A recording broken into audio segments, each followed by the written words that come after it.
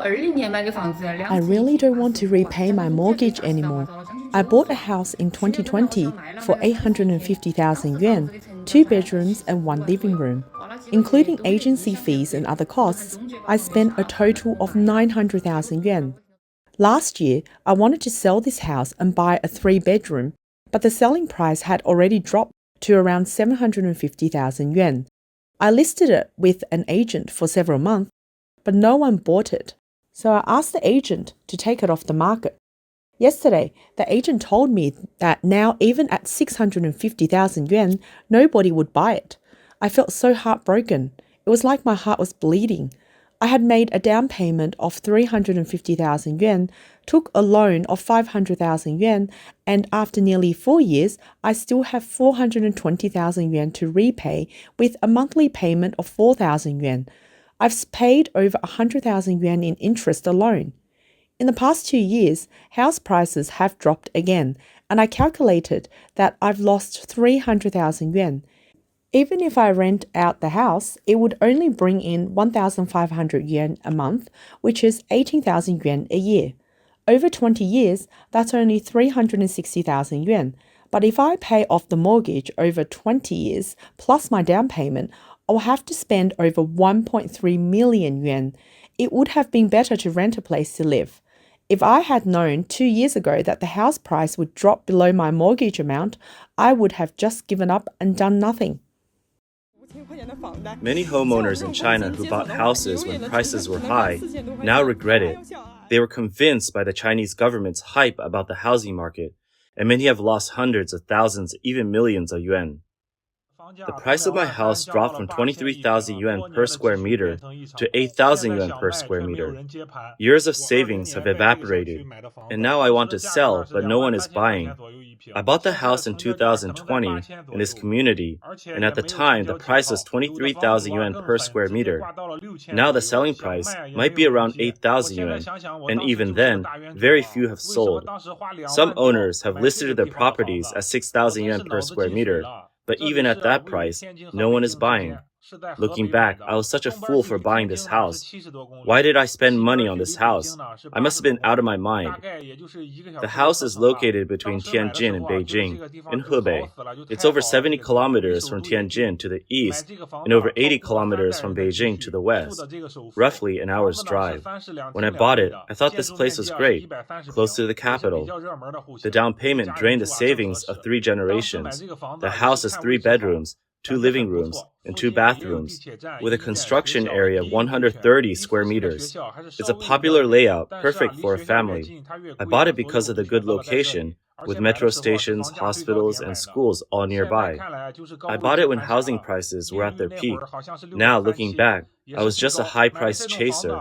The mortgage interest rate was also terrifyingly high, at 6.37%. A buyer under the pseudonym Lu Yun from Shandong has a different story. When talking about her recent experience buying a house, she seems a bit excited. Earlier this year, I bought back the old and small apartment I sold 6 years ago and made a net profit of 600,000 yuan, she said. 6 years ago, in 2018, Lu Yun sold her small apartment in the Zhuahui building in downtown Hangzhou to return to settle down in her hometown. Although the 51 square meter apartment had an elevator, it was on the top floor, so she felt the price was not high when she sold it for 1.8 million yuan, which is about 30,000 yuan per square meter. After returning to her hometown, Lu Yun could not forget the city where she had once struggled in. Earlier this year, she saw a listing for an apartment of similar size to the one she had sold in the social media feed of the agent who had helped her sell her apartment. Surprisingly, it was only 1.25 million yuan. So Lu Yun immediately returned to Hangzhou to see the apartment. When I went to see it, I was stunned. How could it be such a coincidence? The apartment I wanted to see was in the same building as the one I sold, she said. It was also 51 square meters, but this apartment was on the 16th floor, better than the top floor. After viewing it, Lu Yun immediately placed an order, finally closing the deal at 1.2 million yuan. Another reason Lu Yun acted quickly was that the apartment came with a lease, generating a monthly rent of 3,500 yuan, with an annual rental return rate of 3.5%. Compared to the deposit interest rate, this return rate was quite good. Although Lu Yun felt she had made a significant profit, many online commentators argued that buying a 51 square meter old apartment for 1.2 million yuan was too much of a loss. Someone commented and said, "She bought it back for 1.2 million yuan now, but a year later, it might not even be worth 500,000 yuan. I sold my house in a first-tier city for 2.2 million yuan in 2021, and now I wouldn't even want to buy it back for 1.03 million yuan because prices will continue to fall." Others warned, "Don't be swayed by public opinion. If you can avoid buying a house now, do it. Even if she bought it for 1.2 million yuan now, it might not sell at even 600,000 yuan later. She wouldn't really make much money with all this trouble and has taken a considerable risk. It could drop to a very low price in a few years, and she would suffer a huge loss." As China's economy continues to deteriorate, real estate giants are going bankrupt, and housing prices keep falling. The Chinese government has issued a series of policies to try to revive the real estate market, but to no avail. A commentator living in Taiyuan shared that the continuous decline in housing prices has caused many families in Taiyuan to collapse. Currently, at least a quarter of the families in Taiyuan are essentially bankrupt, with debts far exceeding their meager assets. This is because they bought houses at high prices in the past few years. In Taiyuan, an alarming phenomenon is the increasing number of auctioned houses, including old houses worth hundreds of thousands and luxury homes worth millions. They struggle to repay their loans because some issues with their jobs. Even selling their houses doesn't cover what they owe the banks. Now, social media is mocking those who bought houses at high prices a few years back. But most of them are neither speculators nor gamblers. They just wanted a home and were misled by China's inflated housing prices, resulting in a lifetime of investment loss. A blogger claiming to be a real estate person who dares to tell the truth posted a video saying, "If housing prices keep dropping like this, it's not just speculators who will be in trouble, but many ordinary people too. Most people bought at the peak of the housing market, and many leveraged their purchases. With house prices dropping, even going bankrupt won't be enough to repay the mortgage. What's scarier is that there's no end in sight to the price drops. No one knows where the bottom is. There are rescue policies one after the other, but their effectiveness is diminishing. If prices keep falling, it's not just ordinary people who will suffer. Even banks will collapse. It's terrifying to have a house that you can't sell and can't afford to keep." The CCP government is, of course, aware of the consequences of such a decline, so at the end of June, the authorities launched another major move to boost the housing market. The Ministry of Housing and Urban Rural Development held a video conference on purchasing completed commercial housing inventory and selling it as affordable housing. They require cities above the county level to follow the principle of government-led, market-operated in carrying out this policy. Simply put, the government is intervening again, under the guise of affordable housing, to alleviate the decline in housing prices and promote the sale of surplus commercial housing in the market. This is another policy released after the intensive introduction of new real estate policies on May 17th, and the deployment of real estate policies at the State Council Executive Meeting on June 7th. This move, besides stabilizing housing prices, is most importantly an attempt by the CCP to continue luring consumers into buying houses. Regarding the new policy from the CCP, Hu Xiaohui, a securities investment advisor at Hushun Information Technology Company, commented that the authorities have made a bold move to protect housing prices. This meeting essentially means that cities above the county level must stabilize the housing market and quickly acquire the unsold new houses on the market as affordable housing to be sold cheaply to consumers.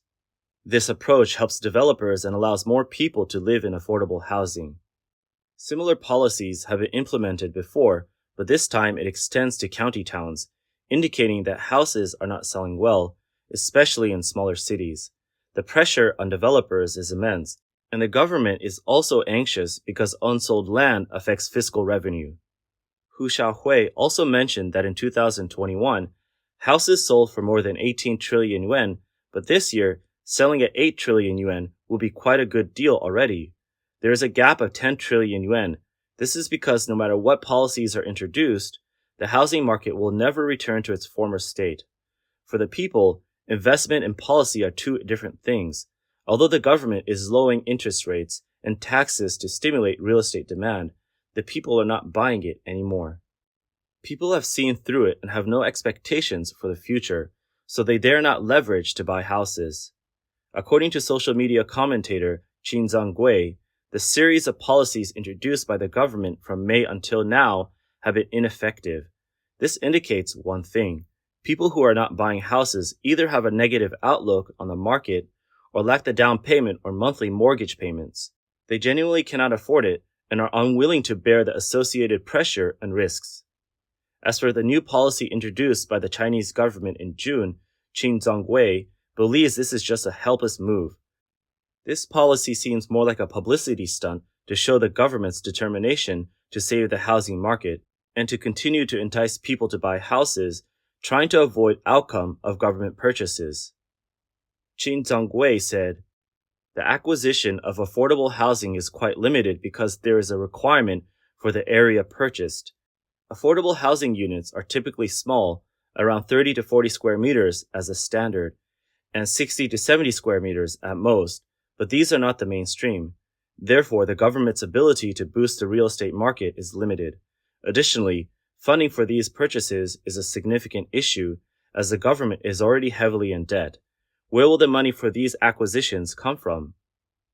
Therefore, this new policy may not stabilize the housing market as it does not address the fundamental issues. At best, it alleviates the pressure on developers and banks, preventing further deterioration." Despite China's efforts to entice consumption, the main force of home buyers, which is the younger generation, is all choosing to lie flat and are becoming increasingly difficult to persuade. This is leading to accelerated housing price declines nationwide with no bottom in sight. According to the latest report from the China Index Academy, the average price of second-hand residential properties in 100 cities across China was about 14,800 yuan per square meter in June, a month-on-month decline of 0.7%, slightly larger than May's drop of 0.7%. This marks the 26th consecutive month of falling prices, with a year-on-year drop of 6.3%. Homeowners are increasingly lowering prices to stimulate market transactions, and the decline in second-hand residential property prices is accelerating across these 100 cities. In Hangzhou, the price of second-hand residential properties fell by 0.6% month-on-month and 6.9% year-on-year in June, with an average price of about 36,200 yuan per square meter and a median price of 33,000 yuan per square meter. In small and medium-sized cities across the northeastern and northwestern regions, as well as in provinces such as Sichuan, Henan, Hubei, Guizhou, and Guangxi, housing prices have plummeted. In some other areas, prices have even fallen below 1,000 yuan per square meter. Last year, houses in Hegang, Heilongjiang province could be bought for just 10,000 yuan, making it a top choice for young people opting for a low-cost lifestyle. Now, more areas are experiencing similar trends, such as Fuxing in Liaoning province, where housing prices have also plummeted. According to limited available statistics from Phoenix Network, as of June this year, a total of 24 cities in China have been discussed on social media for having houses that can be bought for mere tens of thousands of yuan. These cities include Fuxing in Liaoning province, Hainan and Anhui province, Jeju in Yunnan province, and Hebei in Henan province. Public information on anzheke.com, one of China's largest real estate information platforms, shows that the price of new houses in Fuxing, Liaoning province, is only 3,400 yuan per square meter. These low-priced cities are becoming the preferred choice for young people buying houses in China. Currently, the view count for buying a house in Hegang on social media platform Xiaohongshu is 10 million, and buying a house in Fuxing has 17 million views. These cities, popular for their low housing prices, primarily rose due to resource extraction. Now, affected by the rise of new energy, these resource-based cities are being phased out. The lack of job opportunities, unclear future development, and stagnant economies mean that these newly built houses often become ghost buildings. The fact that these properties are unwanted and too cheap has made them attractive to many young consumers. A social media commentator named Ling shared that she spent 37,000 yuan to buy a house in Fuxin. She said she had been in Shanghai for 15 years without any sense of happiness. As an ordinary worker, she found Shanghai very oppressive, with poor living conditions despite frugality. She spent 3 hours commuting every day, feeling crowded and tired, yet unable to save money or afford a house. After buying a house in Fuxin, she met many female friends with similar experiences. The reason for purchasing a home was to have a sense of belonging and a place they could call their own. Another social media commentator named Douzi posted a video saying she spent 15,000 yuan to buy a new house in Fuxin, then started living a simple life with low desires. A 24-year-old commentator under the pseudonym Qin Shui used to work at a fashion design company in Hangzhou. She has since resigned, wanting to take a break but unable to afford rent in Hangzhou, so she chose to spend 24,000 yuan to buy a house in Fuxin, which also came with second-hand furniture. Qin Shui shared that after buying the house, the pressure to save money disappeared and she could start doing what she wanted. She plans to give herself 6 months to see if she can make a living doing what she loves. If not, she will return to Hangzhou to work. Similarly, housing prices around major cities in southern China, such as Nanjing, have also plummeted. For example, in Zhurong's Country Garden, prices have dropped from 13,000 yuan per square meter to 3,000 yuan per square meter. A commentator named Xiaoma, who is rather experienced with this issue, shared that in 2017, housing in Country Garden Phoenix City in Zhurong was very popular, with many people purchasing properties there.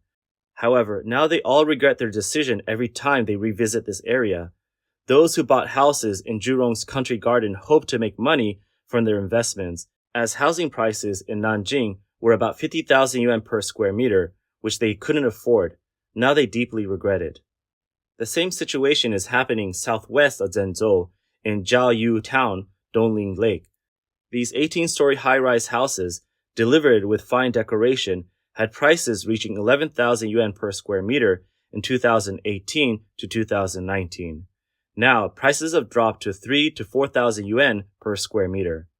It can be said that the future of China's real estate market is developing as Zhang Dawei, the chief analyst at Central Plains Real Estate, predicted. He said, "The supply-demand structure in the real estate industry has fundamentally reversed. Do not have high expectations for policy effects. It is unlikely that the real estate industry will see a comprehensive rise in the future." Perhaps realizing that the decline in China's housing market is irreversible, the China Banking Association published an article at the end of June.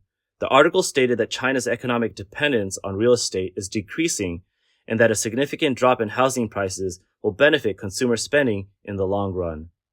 This actually represents the official stance of Chinese authorities, indicating that the government is aware of the issue and is indirectly telling the public, "We are powerless to change anything, but this could be beneficial for you in the long run." Whether this is truly beneficial to the public remains to be seen, but this is a typical approach by the CCP. After acknowledging the problem, they offer a reassurance pill to stabilize public sentiment, which is why they have managed to stay in power despite rampant corruption and shameless behavior.